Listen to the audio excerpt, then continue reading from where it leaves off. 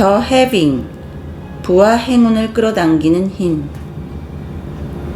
110쪽, having으로 섬을 산 남자. 선생님, 저는 돈을 많이 벌고 싶습니다. 적어도 2억 달러 이상을 원합니다. 그 돈으로 인생을 즐기면서 함께 일하는 사람들에게 보너스도 많이 주고 싶어요. 하지만 주변 사람들은 그 말을 믿지 않아요. 자본과 경험이 없고 나이까지 많은 제가 불가능한 꿈을 꾼다는 거죠. 그럼에도 꼭 부자가 되고 싶습니다. 제발 방법을 알려주십시오. 대학 교수 출신인 한 사업가가 찾아왔다. 서유는 그에게서 남들이 보지 못한 가능성을 보았다. 순수한 믿음과 구루의 말을 실천할 수 있는 용기였다. 그녀는 having을 가르쳐 준 뒤 한 달 동안 그것을 실천하라고 권했다. having을 배운 사업가는 매일 있음을 느끼려고 노력했다. 사업을 운영할 돈이 있으니까 이렇게 출근할 수 있구나. 이 기쁨을 마음껏 느껴보자. 스스로를 이렇게 북돋우기도 했다. 신용이 있으니까 빚도 낼 수 있는 거야. 이자를 낸다는 것 자체가 돈이 있다는 증거지. 월급날이 되었네. 직원들에게 줄 돈이 있음에 감사해야지. 한 달 후 그가 한결 밝아진 얼굴로 찾아왔다. 해빙을 하면서 제가 가진 것들이 많다는 것을 알게 되었어요. 탄탄한 기술력과 좋은 연구진들이 있더라고요. 중요한 건 그 깨달음을 가슴으로 느끼는 거예요. 그 사실들이 어떤 감정을 불러일으키나요? 우선 마음이 편해졌어요. 걱정과 불안이 줄어들고 기쁨과 감사를 느끼게 되었죠. 할 수 있다는 희망이 생기자 온몸에 새로운 에너지가 도는 것 같아요. 그는 직원들에게 해빙 정신을 전파하는 것도 잊지 않았다. 과학자가 돈 버는 것을 보여주자며 연구원들을 독려한 것이다. 얼마 후 그는 특허를 출원했고 개발한 기술을 담보로 100만 달러의 투자까지 유치하게 되었다. 위기를 벗어난 다음에도 커다란 행운은 계속 찾아왔다. 로열티를 받고 기술이 수출되면서 회사의 매출도 수억 달러에 이르게 되었다. 부자가 된 사업가는 섬과 말목장을 사들였고 직원들에게 특별 보너스도 나눠주었다. 자신이 꿈꾸던 그대로 이루어진 셈이었다. 112쪽, 아버지가 남긴 유산 having. 20대 후반의 한 여성이 침울한 표정으로 서윤을 찾아왔다. 부유한 가정에서 자란 그녀는 고등학교 시절 커다란 시련을 만났다. 아버지가 갑자기 세상을 떠나면서 그녀와 가족들도 경제적 어려움을 겪어야 했다. 대학에 가서도 혼자 힘으로 학비를 조달해야 했고 남들처럼 해외여행을 가거나 연애를 즐길 수도 없었다. 몇몇 친구들은 형편이 어려워진 그녀를 외면하기까지 했다. 힘든 시기를 거치면서 그 여성이 마음에 새긴 것이 하나 있었다. 바로 아버지가 남긴 교훈이었다. 늘 가진 것에 감사하라고 하셨죠.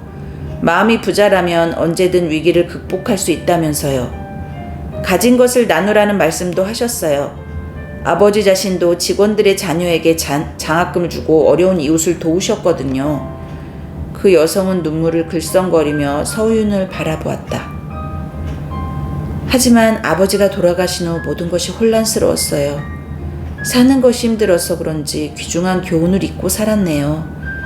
학교를 졸업한 뒤 그녀는 작은 잡지사에서 계약직으로 일하게 되었다. 하지만 친구들이 부모의 도움을 받아 좋은 스펙과 커리어를 쌓는 걸 볼 때마다 심한 박탈감이 느껴졌다. 서윤을 찾아온 건 또 그때였다. 예전에 아버지가 서윤에게 자문받았다는 사실이 기억난 것이다. 아버지에게 많은 정신적 유산을 받으셨네요. 그것을 현실 속 기회로 만들어낼 수 있는 재능이 있으세요. 지금부터 3개월 이내에 아버지의 인연을 통해 좋은 기회를 얻게 되실 거예요. 조용히 경청하던 그녀가 눈물을 흘렸다.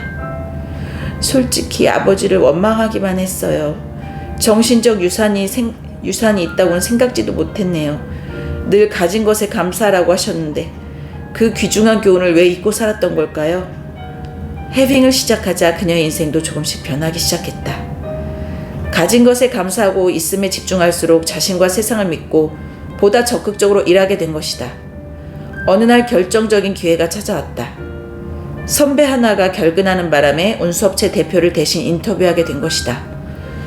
놀랍게도 그 대표는 아버지에게 큰 도움을 받았던 사람이었다. 자네 아버지에게 받은 은혜에 보답하고 싶네. 우리 회사로 와서 일해주게. 해빙을 하던 그 여성은 행운이 올 거라는 확신을 갖고 자신있게 제안을 받아들일 수 있었다. 그리고 이직한 후 그녀는 적극적으로 업무 영역을 넓혀갔다. 직원들이 겪는 애로사항을 해결하는 데도 앞장섰다. 이 같은 일들이 반복되자 그녀는 능력을 인정받으며 고속 승진을 거듭했다. 7년이 지난 뒤 그 여성은 회사의 CEO가 되었다. 이후에도 그녀가 믿는 대로 행운이 거듭 찾아왔다. 인수한 벤처회사도 대박이 나면서 회사의 매출도 3배로 뛰었고 그 결과 그녀 자신도 부자가 되었다. 그리고 부자가 된 지금 그녀는 재단을 설립해 장학금을 나눠주며 사회공헌에 전념하고 있다. 나눌 수 있는 부가 있음에 감사하라는 아버지의 말씀을 잊지 않았던 것이다. 기자 시절 만났던 사람들이 떠올랐다. $1,000가 넘는 와인을 마시며 가진 돈을 자랑하던 부자는 알고 보니 회사 돈을 횡령한 사람이었다. 얼마 안 가 그 사실이 발각되면서 그 또한 철창 신세를 지게 되었다. 직원들의 월급은 올려주지 않으면서 자신만 높은 배당을 챙기던 경영자도 있었다. 곧 내부 고발자에 의해 회계부정이 폭로되면서 그의 회사도 망하고 말았다. 그러나 서윤이 일러준 진짜 부자들은 달랐다.